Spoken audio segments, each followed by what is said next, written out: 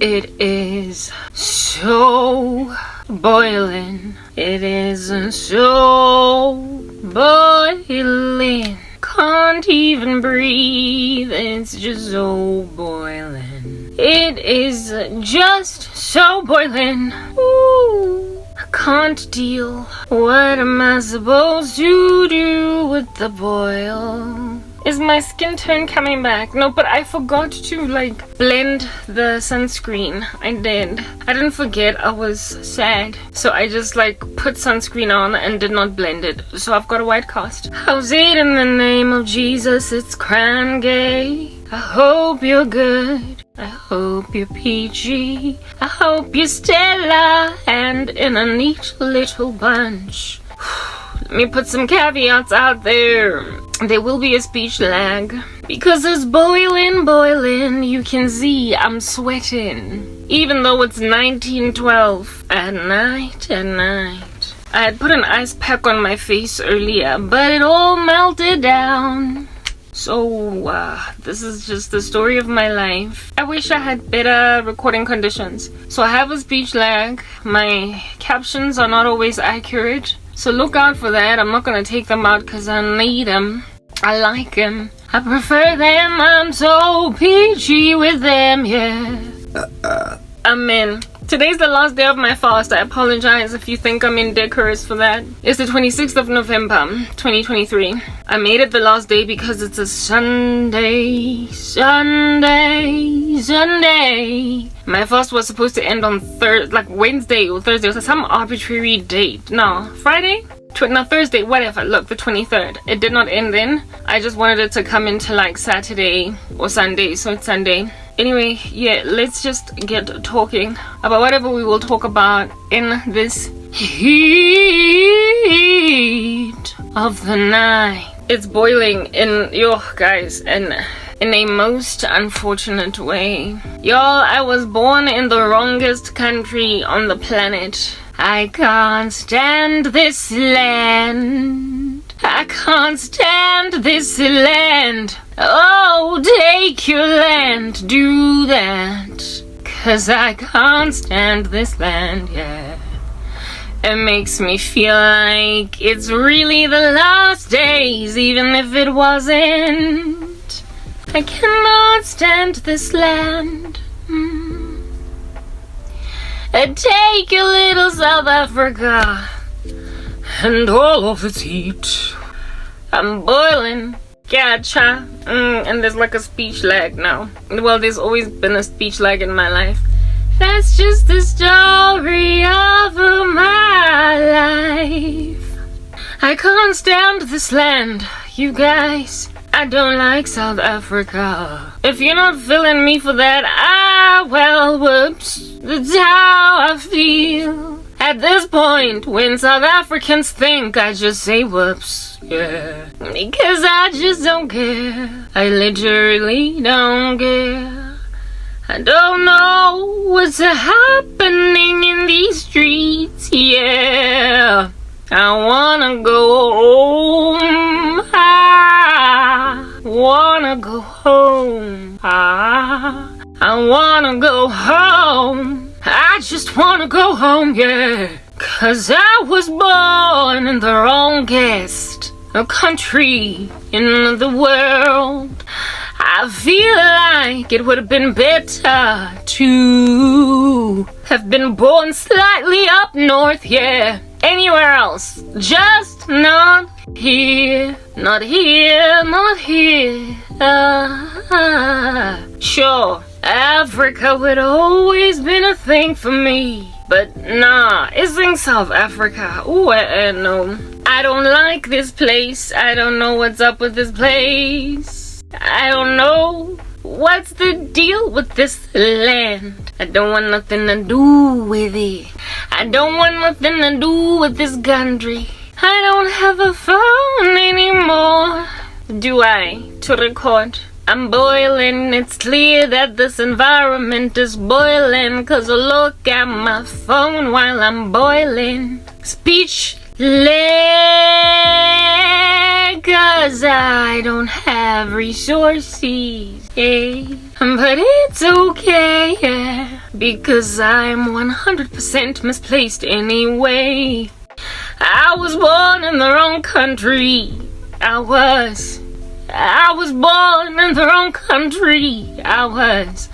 But is any Christian born right? Is any Christian born right? Won't any Christian feel uncomfortable anywhere they're at? Aye, but there's better countries to live in as a believer, yeah. Why did I have to be born here? Why did I have to be born here? A nation that's so condemned. Why? Why did I have to be born here? It is not right. It is not right. It is not right, yeah, that I was born here. It's entirely wrong, wrong, wrong, wrong, wrong, wrong. That I had to be born here. How did that even happen? Oh, it could have gone anyway. Why didn't my father do better and move somewhere else? Why was he not exiled yet to some other country, lived there and raised his kids there? Why did he have to go and be an alcoholic that ruined everything, and so now I'm stranded here? I don't like this land. I don't like this land. Hey. I don't like South Africa. And I don't care that you won the world rugby. Take it. Take your rugby, yeah. Take whatever else you sport. Take your GBV and your nasty knee. Just take it. I don't want it, but I'm here. They made me live on the moon. Oh, they made me live on the moon. Never mind living on the moon, but I was literally born in the wrong country, yeah. Wrong land, wrong land, wrong land for somebody that would ultimately choose Christ, yeah. I guess you can't choose where you're born, you can't choose your family. It's like being born in Iran and then you go love Christ. It is what it is, hey, it is what it is. It's like being born in North Korea and then you go and you choose Christ. It is what it is, yeah, is what it is. I will not ever be the first Christian on the earth born wrong. Hate my country like I hate not much else. I can't stand misogyny. I hate my country like I hate misogyny. I can't stand witchcraft. I hate my country like I hate witchcraft. I can't stand this country, and I don't care what it has to write home about, yeah. I don't care what you got to write home about South Africa.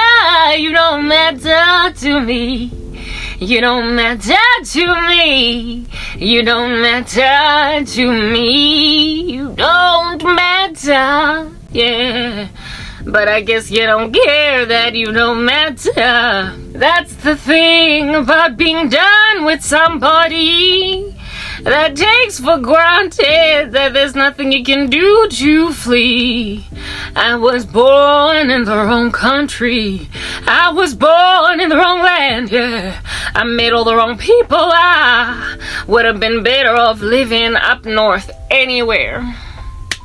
Anywhere else would have been better than this. Anywhere else would have been greater than this. No matter the situation, I would have been better off in any other African nation. South Africa, no, nah, not today. I was born all wrong. I was born all wrong, yeah. I was supposed to be in Africa, that much is a fact. But not this crazy land, yeah. Just so pompous, arrogant, I guess that's what happens when you become Africa's most industrialized economy. I don't like this land because even the Christian persecution from out of here don't nobody see it. The fact that this travesty that is my life is what it is, and don't nobody see that it's a trend in the land, and don't nobody realize that they are doing this to their own South Africa has lain my soul waste, even though it claims to be Christian. I can't stand this land. The men, oh goodness, no, the men of this country. Where have you ever seen so much apathy? The men of this land, the women of this land. Where have you ever seen so much jealousy? But I'm here, ain't I? I'm here, ain't I? I'm here, ain't I? I'm here and it is what it is, yeah. Stuck and stranded in this crazy land. It is what it is. Oh, Jesus, take us home, please. Remove us from this crazy, crazy place. It's getting even colder by the day. We have got to go away.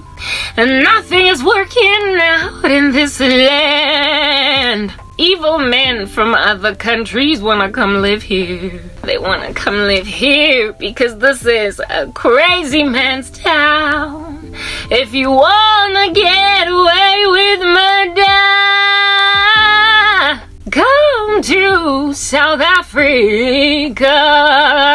If you want a career as a politician that's not gonna care about your people, come to South Africa.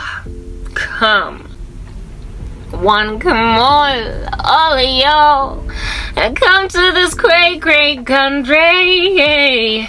Set up base camp, do what you wanna do, and trust that everybody's gonna let you do it. Hey, everybody does just what they wanna do, yeah. Whatever is right in their own eyes, how they just do it. There is no healing for the sick, 'cause everybody's stealing and nobody is healing.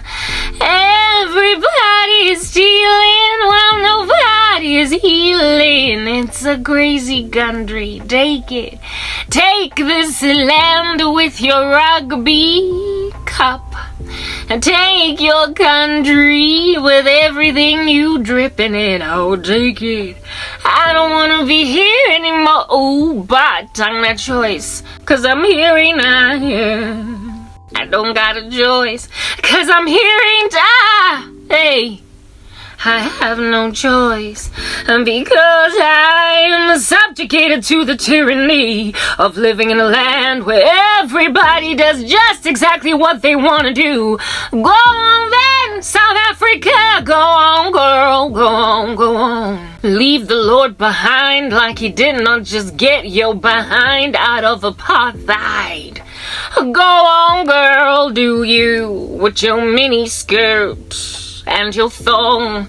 Go on with your nakedness in public, acting like a prostitute, pretending that the Lord has never been your God. Go on, go on, go on. I'm Batman, met your ancestral worship something, met your sorcery, la lawyer, ooh, goodness.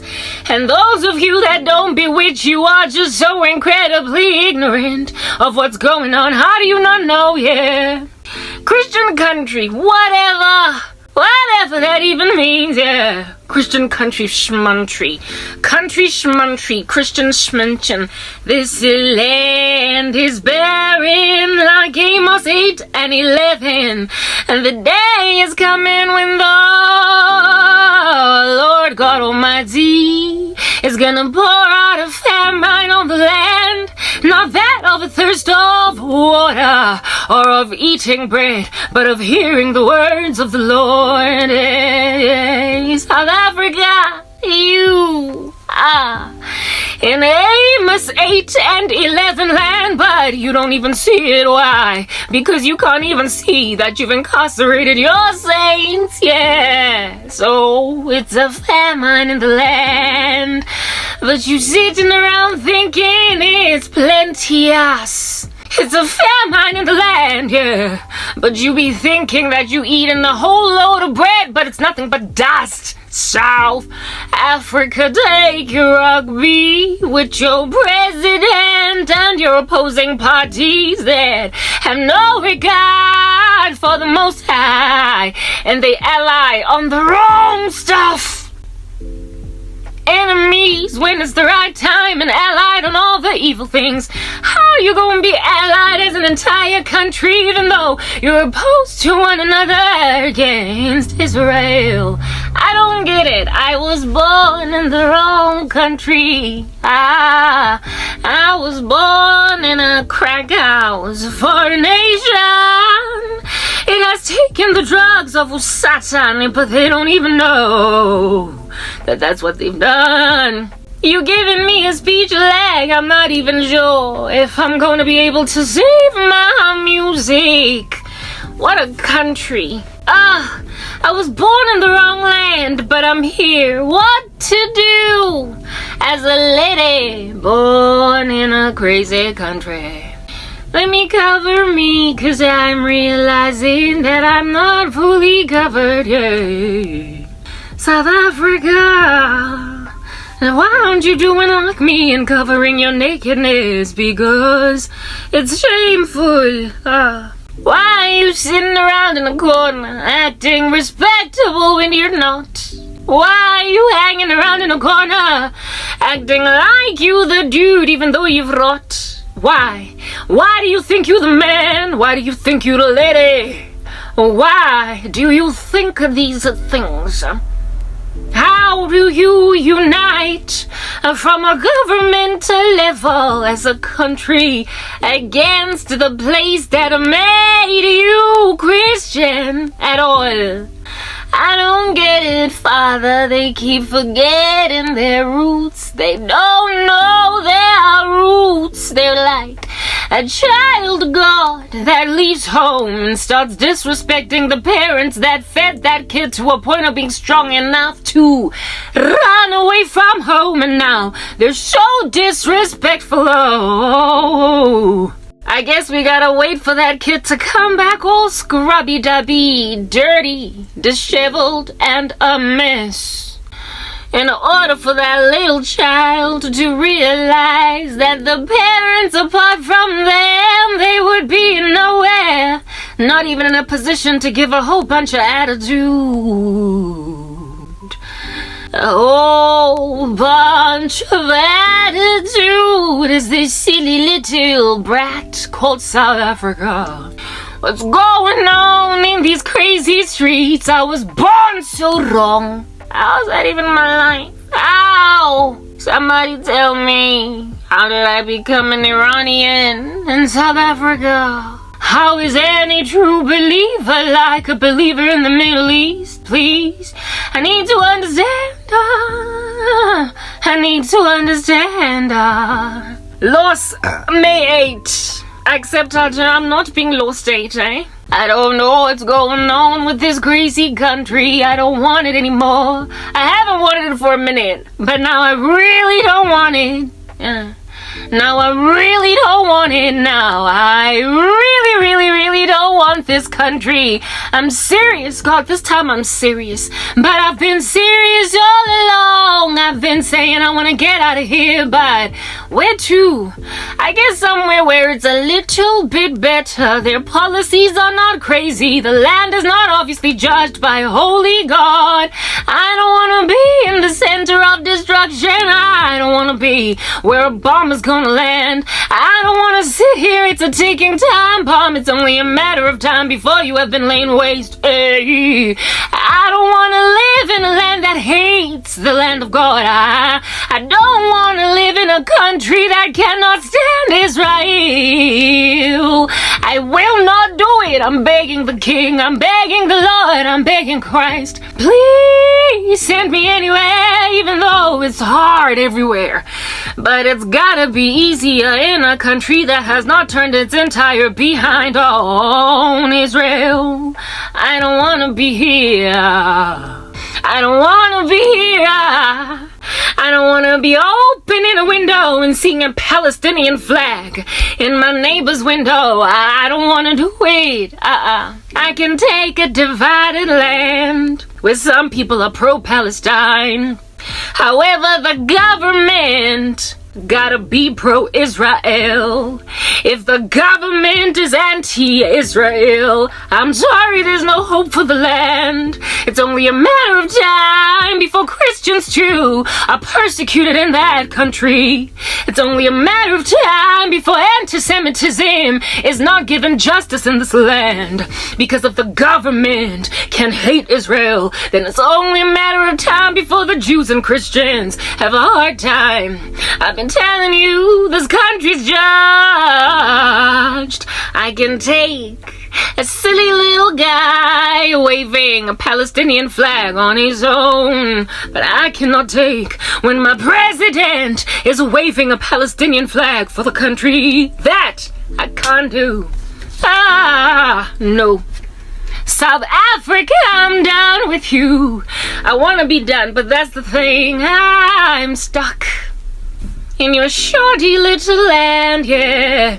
It lacks context. There's no historical understanding of even your own roots. I'm telling you right now that even the apartheid regime now would stand with Israel. You've missed the mark. This black government, be afraid, be very afraid. Be afraid of Cyril Ramaphosa. Be afraid, be very afraid. Be afraid of Julius Malema. Be afraid of whatever under heaven is going on with Naledi Pandemonium. Be afraid. South Africa, slippery paths is you, girl. It's famine now for you. You are a land that is about to face desolation, even though you think you're on the right side of history. Because all who would try to heave it away will surely be cut to pieces. All, I said all who would try to heave it away will be surely cut into pieces. I'm in the wrong land. I'm in the wrong land. I'm in the wrong country. If you're gonna be out just standing with Recep Tayyip Erdogan, I don't want to be with you or anyone. I'm not trying to hang out in the land that God is gonna heave away, heave away, heave away. I don't want to stay in a country that God is gonna crush into pieces. Gotta go. I gotta go. I gotta go. I have to go. If the rapture's not happening, I need to get out of this country. I don't know how it's gonna happen, but I'm desperate to leave. Nothing good is coming to this land. It is judged in the worst way ever. It is so judged, it's so judged, it's so judged in the worst way ever. South Africa, it's over. Because you have turned your back officially against Israel. It's over. It's over. You cannot stand if you are trying to heave away the land of the king. Hi there, buddy. You don't even understand your own roots. Like, what are you doing? I'm sorry, South Africa. You're not a Muslim nation. What are you doing? The West has been very unfortunate in the sense that it's broken my heart. America has been a trickster, and so too has Europe done a silly thing. But in this war right now, both Western nations are standing with Israel. But South Africa, I'm sorry, girl, I'm done with you now. You're facing judgment, a bleep on the radar. It's almost over for you. You don't even see it coming. I see the flood. I see the torrents. I see the tumult. I see the waves. I see them crashing. I see the tsunami. God, I don't want to be here when it hits. Gotta go. I said I gotta go. I gotta go. I'm in the wrong country. Yeah, I'm in the wrong country. Absolutely 100%. Been saying it though, but don't nobody believe me. Been saying it though, nobody thinks I am serious. Don't nobody see what crazy tsunami is coming to South Africa. Optical illusion, you in the rugby, and then you take a stand against Israel. I'm sorry, that is an optical illusion. You are cursed. Oh, you are cursed as a country. It's over. Hey, it's bad enough that you persecuted me, but now, Now you've made it official that you don't want nothing to do with Israel. I'm done. I'm sorry, you chose Ishmael? He's not the son of the promise. You chose Ishmael. I had it by the Hagar. Hagar is not the girl. Yo, it's Sarah. You gotta get that. You cannot call yourself a Christian and stand with Hagar. No, Your daddy is Abraham and your mama is Sarah. If that's not the case, you're an illegitimate. If you gonna stand with Ishmael, forget it. It's over. If you gon' stand with Edom, it's over. Cause you gotta stand with Jacob. You cannot stand with Edom. And neither can you stand with Ishmael as a country and then hope that one day you're gonna be fine. Nah. The waves are crashing on South Africa now. I'm sorry, I gotta go. I gotta go from all these ignorant people standing with Palestine. Hi there, buddy. Gotta go somewhere where even if there's riots on the streets that are pro-Palestine, the government stands with Israel.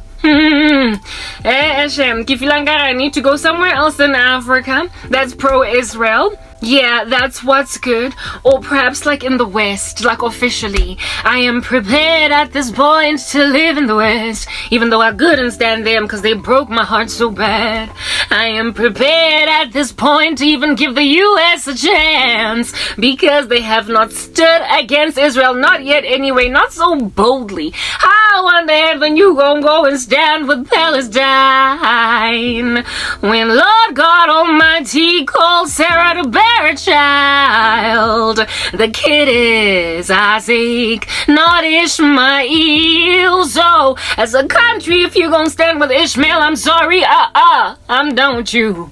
Aye, we're finished. Klar, done. It's a gavel. Drop it on the ground. Judgment has been laid on South Africa, and before it happens, God make me Lot. Please extract me out of this crazy country before you rain on them a brutal storm. I don't want to see it. I don't want to see my countrymen drowning, but you called it on yourselves. You did. There is nothing left to do here with South Africa. Ain't none left. Ain't nothing left. It's over. It's only a matter of time before it's officially over, but it's over. It's over. It's only a matter of time before your crazy decisions catch up with you. It's only a little tiny, little minute little bit of time. And I don't want to be here when that happens. I was born in the wrong land, yeah. I was born in Tehran, it looks like. I was born quite Lebanon. It looks like I'm chilling in Damascus right now. I am a member of Gaza. I am a person in Philistia ancient. I am not in a Christian land. I belong to a country whose gods are the gods of the idols of this world. I am done with you. You have made your bed. Now lie in it, South Africa. You made your bed, girl, now lie in it. As for me, don't expect me to lie in the bed that you made because that's an unequal scale. I made my choice. I chose the king that founded this democracy. I found the Lord that gave you all. Like, your hypocrisy is out of this world. He gave you a free country. He rescued you from racism. He's the one that was here, not Allah, when you were crying during apartheid. Jesus was the one that heard your prayers to get out to a point where, upon being redeemed, your national anthem gave thanks to him, and then you stand with Allah. I'm sorry, we're done. Thankfully, my content's saved because I have this speech lag, and it is what it is. Let's get into this conversation. I am concerned that I might have a speech lag again, so let me save this. I'm no longer singing now, I'm just talking. Okay, let's get straight to the point. Last night, I made a gruesome discovery. That's what it was, a gruesome discovery. It was like walking in the bush at night and happening upon a dead body that has been butchered, cut into multiple pieces. Obviously a murder has occurred and somebody has decided to dump the body in the bush. Yeah, it's a gruesome discovery. Even though it's 3 days old, the cadaver already stank. That's what's good. Yeah, but I nonetheless happened upon it. I came across a gruesome discovery not 3 days ago, last night, but like it's 3 days old. Okay, I found out that my country, South Africa, which I had already kind of declared a no-brainer. Okay. Look at how hot I am. I'm so sweaty. It's not even funny. Gashti Salana, but let's just get to the point. There is a speech lag, and so far as my words are aligned. Sorry, you can hear my words even though they're not aligned to my lips moving. All that's important is that you can hear me. Listen up, okay? Did I give you guys caveats? Did I tell you I was wearing makeup? It doesn't matter, whatever. We're at this point now chatting, okay? Yeah.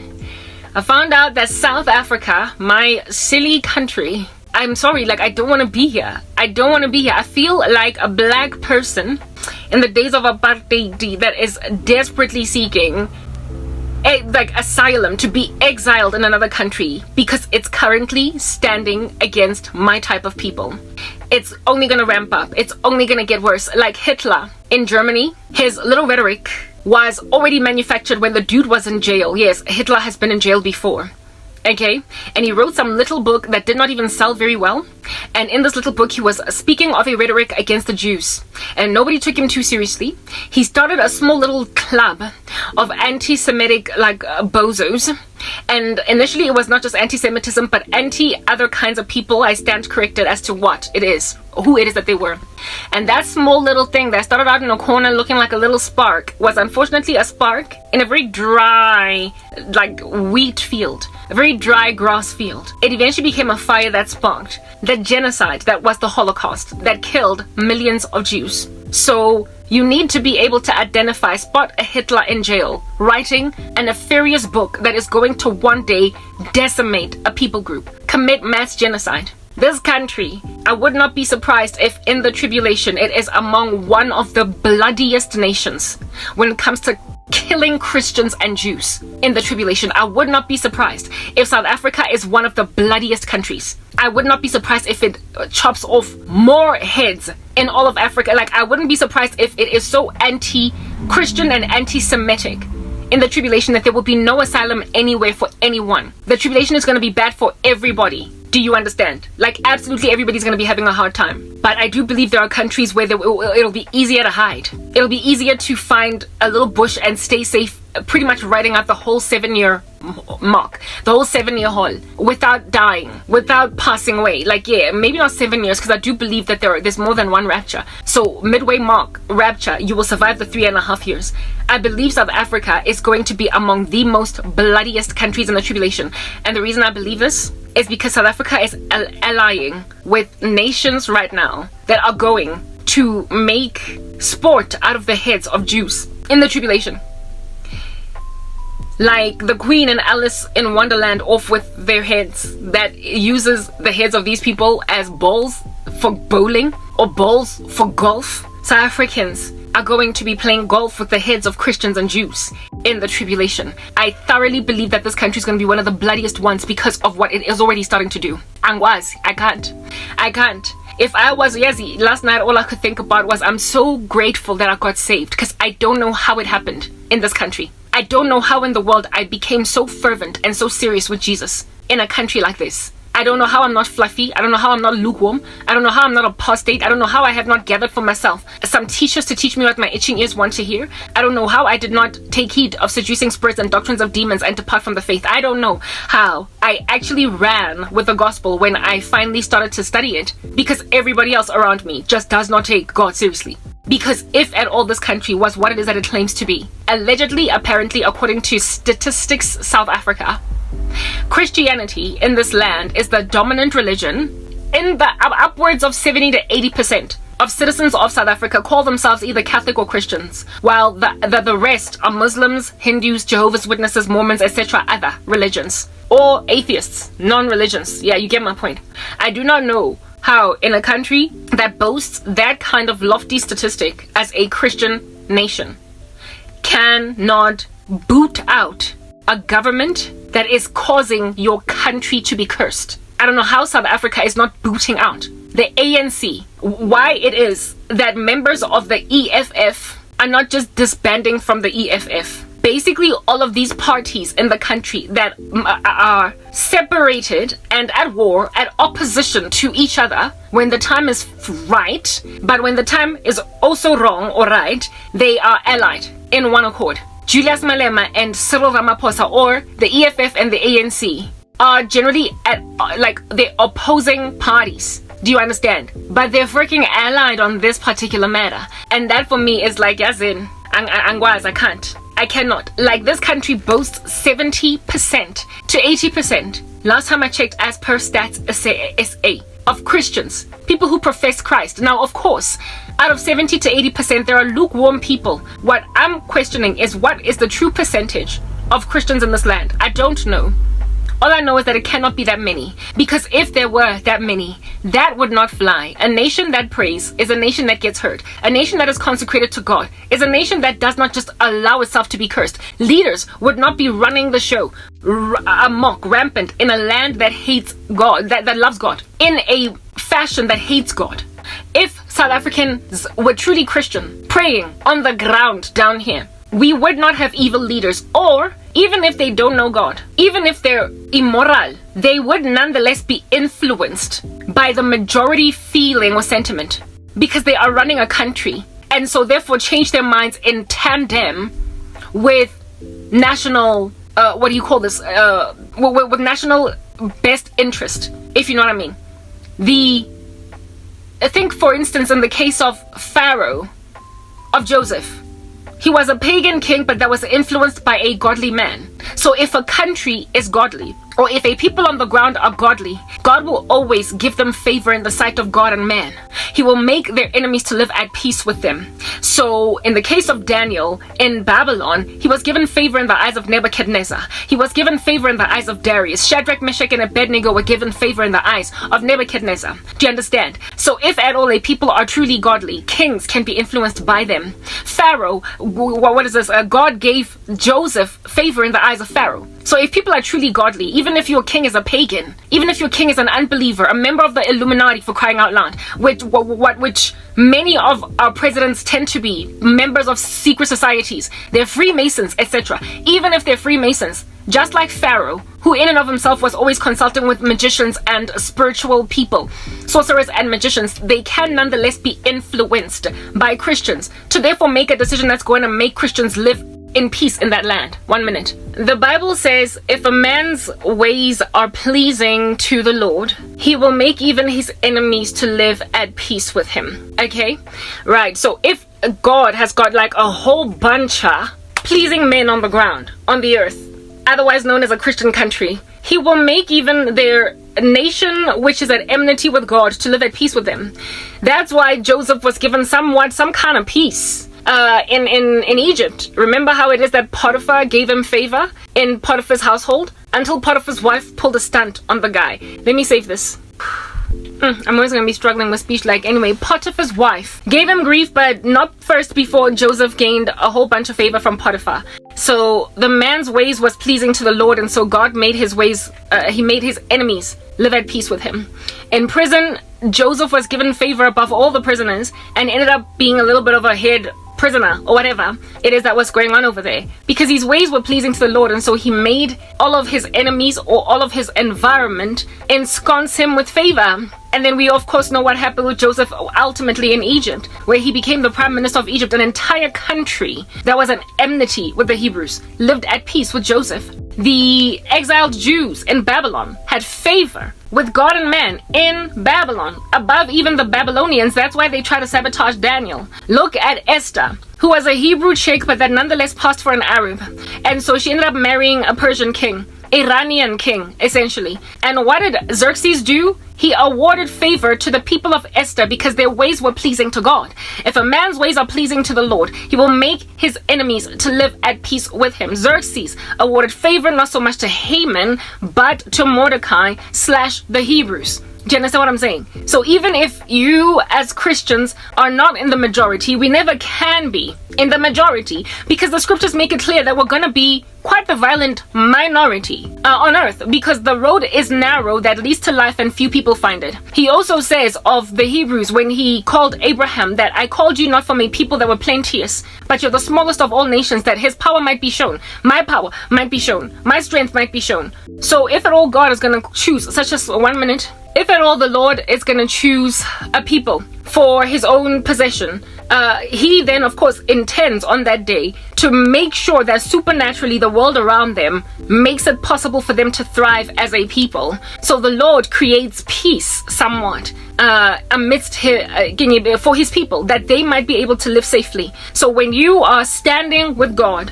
and you are not dismembering yourself from him, when you are not making like Gomer and fleeing from your husband, but if you're staying home like the son who is not the prodigal, the Lord will make your enemies to live at peace with you. You're somehow going to be able to thrive in the ecosystem that you're at.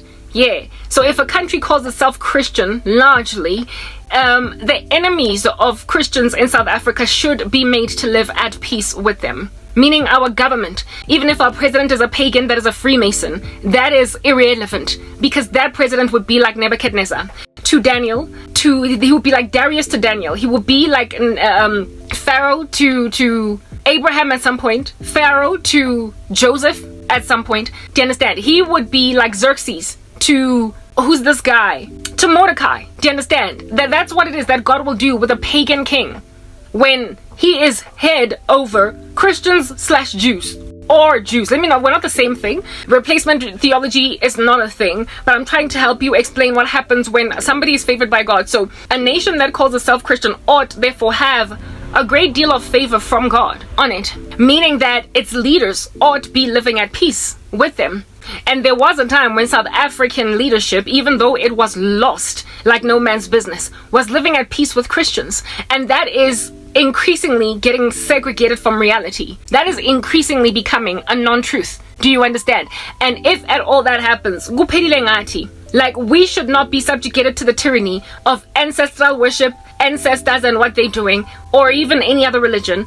We should still be the reigning voice, because we are a Christian country to a point where our national anthem, can't say that enough, is Christian. Our national anthem is Christian. If a man's ways are pleasing to the Lord, he will make his enemies even to live at peace with him.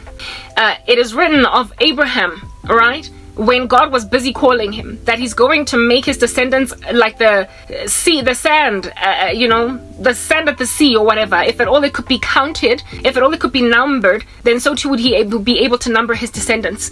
And that anybody that stands against him, or any nation that curses him, that curses Abraham, or that curses Abraham's therefore what descendants, will in and of themselves be cursed. And any nation that curses, that blesses Abraham or / Abraham's descendants will also be blessed. And that is a promise that was given from the very get-go, from the beginning. And it is still applicable 100% today. Meaning that any nation that actively stands against Abraham, i.e. Israel, and the descendants of Abraham, i.e. the circumcised Gentiles that are now grafted into the branch, as it is written in Romans 11, they're cursed. Any nation, without exception, there is no escaping this curse. So you cannot try to eliminate the Jews from the river to the sea. Palestine will be free.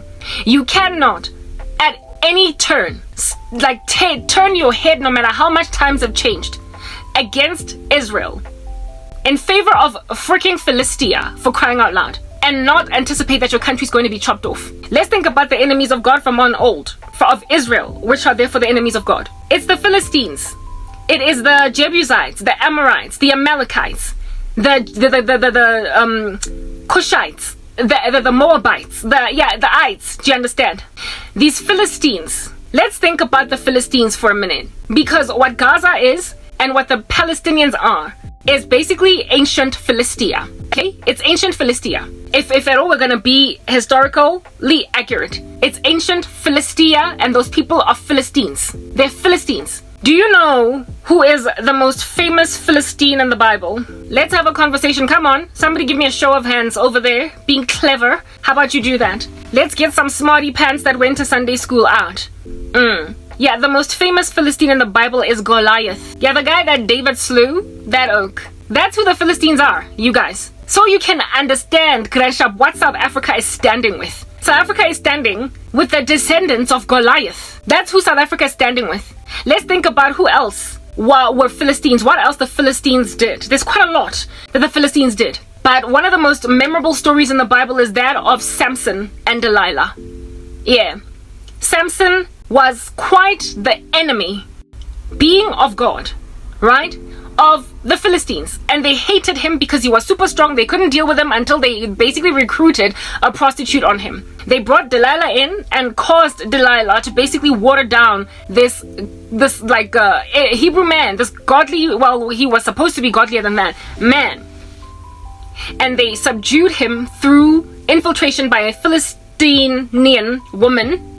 And then when Samson, when he passed away, he pulled down pillars on the left and on the right of him in a building that he was tied in with all of his strength. And it is written in God's word that in his death, Samson killed more Philistines than he did when he was alive. Those are the Philistines. Those are those people in Gaza that South Africa is currently like. I gotta leave this country. I have to leave. I'm sorry, I gotta get out of South Africa. I am so desperate to leave this country. If the rapture does not happen, I've gotta get out of South Africa because we are in trouble. This country is about to have such massive calamity landing on it like boulders from the sky. Like Sodom and Gomorrah type fire and brimstone. That really and truly, if you are a true Christian, Bible believing, living in South Africa, and you're not sure if the rapture is going to happen any minute now, you're not hoping for the rapture because you want to basically be safe just in case the rapture doesn't happen, and that be what protects you from the inevitable fire and brimstone that is going to land. Let the angels of God that came to warn Lot and his family to get out of Sodom be the decisions that your government is making. Let the angels of God in this 2023 that we are in, that came to warn Lot and fam to get the step in out of Sodom and not look back, be the governmental decisions that are being made in your land, because they are telling you that fire and brimstone is about to land on your country, and if you don't get out without even looking back, and so therefore being turned into a pillar of salt, kuphelile ngawe. Frankly, the diaspora at this point is safe. I know that Europe can be very xenophobic, and so too can America. However, when you are highly skilled, when you've got basically degrees from here to Timbuktu, they will take you any day. They love to poach talented Africans to boost their economy. You will be safe in Europe. And I say Europe, not so much America. The reason why I say that is because Europe is the place where it's the revived Roman Empire. And so the Antichrist is going to come from there, meaning it cannot be destroyed until the very end.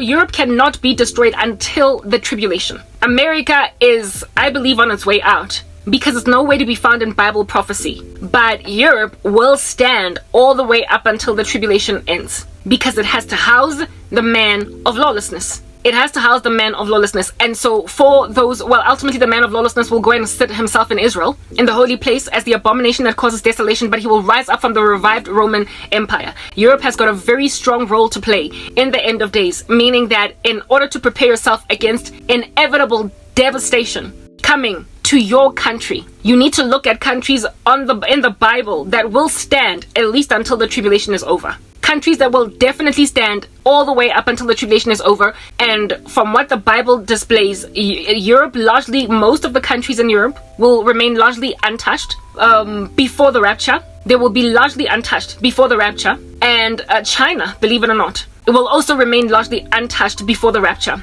But China is not, very kind to Christians.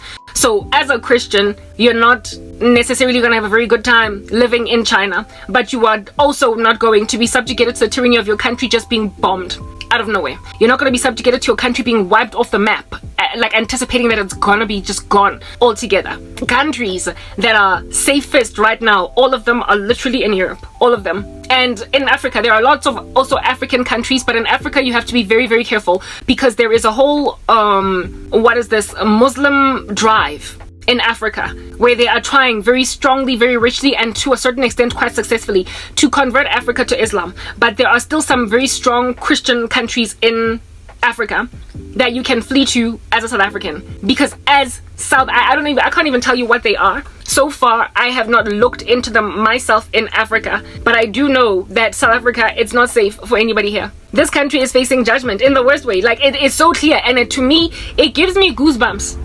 It gives me goosebumps to listen to South Africans are just throwing themselves, loitering themselves in the street, with comments, statements of this nature. And the body of Christ in the country is not gathering to pray that they might gain favor in the sight of God that would change the heart of Abimelech. Not Abimelech, but of Pharaoh. That would change the heart of Nebuchadnezzar. It was the piety of Shadrach, Meshach, and Abednego that changed the heart of Nebuchadnezzar towards those Hebrew boys. It was the favor of Darius over Daniel that changed his heart towards Daniel's God and his desire to worship continuously his God. It was the favor of Pharaoh that changed his heart about the plan for Egypt and also about Joseph staying in prison. So, if at all, your kings are not made to change their minds about a dumb decision, judgment will inevitably come. And so the strategy going forward for believers of Christ would not so much be finding favor in the sight of kings, but exile, frankly. Seeking asylum, like leaving, extraction, evacuation, flight. South Africa is currently looking at flight more even than fight, because it is ungodly. The nation is not convincing its leadership to not hurt themselves in this way.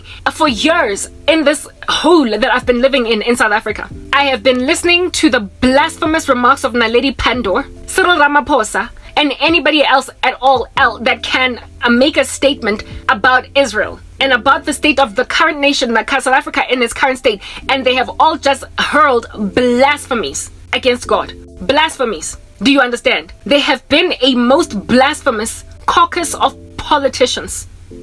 And South African Christians have not prospered to stay their hands from their blasphemy. The Lord has not seen it fit to make you, as South Africans, to live at peace with your leaders, meaning you are not His.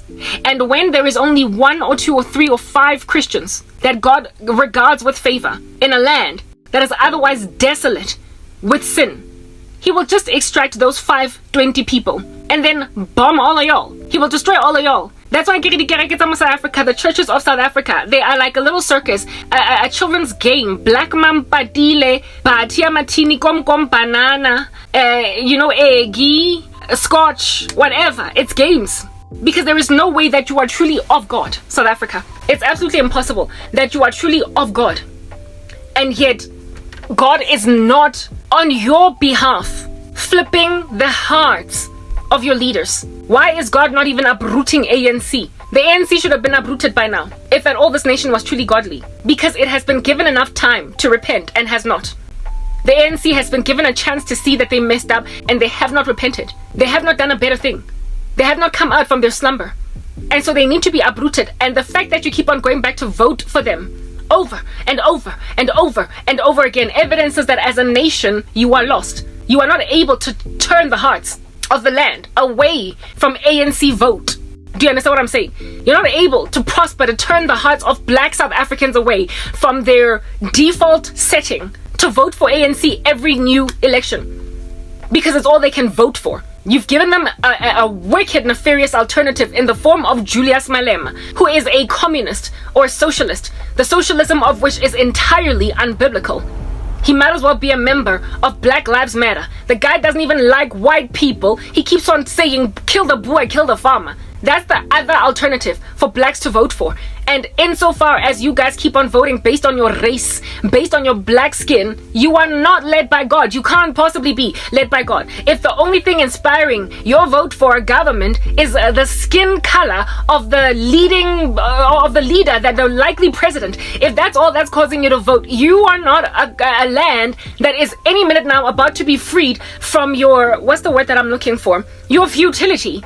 Like whatever it is that you keep on getting subjugated to the tyranny of, you're going to keep on enduring it. You're going to keep on enduring power cuts. I don't even know why. So many companies are raising up from the ground, starting deals for solar power when the country should just fix its electrical infrastructure already, because these solar panels are unfortunately not affordable for most people who need electricity. They're not affordable. Like, there is a complex that is being built, a new development not far from where it is that I stay, and every last house in that complex has solar panels. So now it's a real estate satisfier. It's a real house boosting, sales booster to build a house with solar panels from scratch. It can cause that house to retail for a lot more than a regular home that doesn't have solar panels. The fact that South Africans have had to come up with that strategy in real estate is evidencing how judged we are as a country. The fact that South Africans are planning for a future without electricity and are coming up with other alternative resources to get power other than what it is that the government ought provide is evidence of settling. It's evidence of settling. If only you uprooted one party, we would likely be on our way back to a powered nation within 5 to 10 years maximum. But with the ANC, we're going to still continue to get these power cuts. With this level of corruption in the country, it will continue to happen to a point where now real estate companies or developers are busy building homes that have solar panels because they don't expect the government to do better. That's a country that God has not basically made its alleged Christians that live in it to live at peace with leadership, with their enemies, with everybody around. The country's judged, and the evidences are already stark everywhere. The inequality in the country, the nation that is South Africa, is the most unequal in the world. Like, literally, we come number one in that abysmal statistic. We are the most unequal economy in the world, the most unequal country in the world. Well, with the solar energy drive to get basically electricity 24 hours a day to people who can afford it is going to create an even bigger groove in that. It is going to create an even bigger divide. A bigger gulf will be caused of inequality in the country, because it will only be those that are able to afford solar panels that are going to have businesses that have got 24-hour electricity, and so therefore the economic boost, oomph and impetus required to thrive a business, if at all, you are providing electricity through solar power to those who can afford it, but everybody else will just have to lean on this whole ESCOM issue. It basically puts it creates an unfair advantage in the business arena of those people that cannot afford solar panels. And so the already poor are going to be even poorer. The pie of the wealth of the country is going to be even more largely distributed to the already wealthy. So it's going to create an even bigger income disparity between the poor and the rich, and create less and less opportunity to get out of the grain of poverty by the poor. Because, it's 2023. Who in the world survives a business without electricity? So it is entirely settling. Do you understand? To pride yourself in having solar panels when the country should just be fed electricity, and if people are paying their power bills, let them have electricity. But nobody is actually succeeding to boot the ANC out of power. Why are they not succeeding? Because they're not godly. It is written in God's word that the heart of a king is like a stream of water in the hands of God. So if at all the Lord favors you as a Christian population, even though you've got a pagan king, he will stream the heart of that king in your favor. He will cause your Cyril Ramaphosa to do better by the country at large, so that you can live at peace in your land, so that there might be milk and honey flowing in your land. Do you understand? The Lord will bless any land that has people in it that honor him still, that worship him. South Africa should be flowing with milk and honey, given that it claims to boast a 70 to 80% population of Christians. So if at all we are maintained in power cuts and the income disparity is about to engulf even more people whole that are poor, given that we are now officially so anti-Israel that we have cut diplomatic ties with them, you can forget as a nation of Christians that you're going to be safe for much longer. I suppose all of this persecution of my person commenced so early against me and me only that y'all underestimate just how horrifically what has happened to me will also happen to you. This comprehensive disregard of a person purely because they allege and latch on to Jesus Christ. Yeah. To mistreat a person this badly, this is the kind of mistreatment that you would find in Iran. Do you understand what it is that I'm enduring? The second-class citizenship that I now endure, my disenfranchised state. That is the kind of stuff that happens to Christian converts, from Islam in the Middle East. and yet I'm enduring it. But because it is so anomalous and so sparsely scattered all over the show, few and far between it is, you cannot find a pattern in the graph, and so therefore you don't think it's a trend. It starts small, that's the thing, and then it burgeons. It's like Hitler, that little horn, that typology of an antichrist. He started out little, writing a nefarious book in prison that ultimately became a whole basic Jewish apocalypse. Neuron. It resulted in a violent genocide against a said people. So I am one scattered little graph in this, one scattered little point in this Cartesian plane. And because you are yet to see a trend of what is going on with me, you think I'm an outlier, an anomaly, right? Something that you should not pay too much attention to because it is rare and highly unlikely to occur again. You have given the probability of my occurrence, the circumstance that I am dwelling in, some abysmal figure. And so for those reasons, you imagine me feasibly ignorable, except here it is that your whole government is voting in a way that makes it clear that what little dot or drawing I am, what little point I am on this Cartesian plane, there are about to be a lot more dots bunched up near my particular plot on this graph. Do you understand? Therefore creating a trend, and the individuals in question that are going to be in this graph are all going to be similarly disenfranchised as I am, and they will all have one thing in common. They will either be Jews or Christians. Properly, your little Hitler is sitting Kodi Union buildings, the parliament. Like your little Hitler is chilling until votela year on year. Like your Hitler is somehow strangely able to garner for himself a following, despite in 2023 saying kill the boer, kill the farmer. The alternative for black people is Julius Malem, and that socialist racist is getting taken seriously by black people who do not care about their country. Clearly, you don't. You cannot for the life of you care about your country when you're still standing for somebody who wants a reverse apartheid. I mean, for crying out loud. The claims that Julius Malema and Cyril Ramaphosa are making is that Israel is an apartheid state. And the same guy, in all of his hypocrisy, that's claiming that Israel is an apartheid state is actually trying to create some kind of a reverse apartheid in South Africa where blacks have got favor above whites. That's Julius Malem. But he's out here, disbanding the veracity of Israel belonging to God's people altogether. He is a hypocrite. He is the alternative for black people. Some dude that's going to create the reverse of Group Areas Act. It's going to be some upside down little shoddy version. And black people are still standing with that. Now you want to be the ones that are pristine, propped up in opulence at the expense of white folk. For real? Yes, like it. When apartheid is rolling around in the streets of any country, we get sanctioned. We can't do Olympics. We get bank accounts of our business moguls frozen. That's what happens. So there is no doing a reverse apartheid, and yet these blacks are foolishly following after Julius Malema, who has got such a violent political rhetoric that he should not be allowed to run. He shouldn't be allowed to run, or at least he shouldn't be getting taken as seriously as he's currently getting taken seriously. And he is the alternative, allegedly, to Cyril Ramaphosa. I don't know why you don't see that your country's judged. But then again, black people, you are defeatist, aren't you? Yeah. Look at what you're doing to me. You've laid me waste. You've suffered me to endure all of this random rubbish precisely because of the fact that you have been made blind. Your eyes, even though you see, you don't see. Your ears, even though you hear, you don't hear. You have been made a daft lad, and God is going to take your best among you and move them away. So really and truly, if you are hyper skilled, if you've got 20,000 degrees and 20,000 years of experience, apply for a work permit to go and boost the economy of some European country, because you are highly unlikely going to get caught by a bomb over there. You might have to maintain your religion inside your flat and not, comment on how much you hate abortion so publicly. You might even get your YouTube channel, severely monitored by their little communications law that they're coming up with. But it's not going to be, it's going to take a very long time before the whole country is mowed to the ground, before the whole economy is decimated. If anything, Christ's return is what decimates that ecosystem. And not only that, you still do get to kind of cry and complain about mistreatment and then get hurt. You see, the issue is about raising a case from the ground and going to court with it and actually get heard.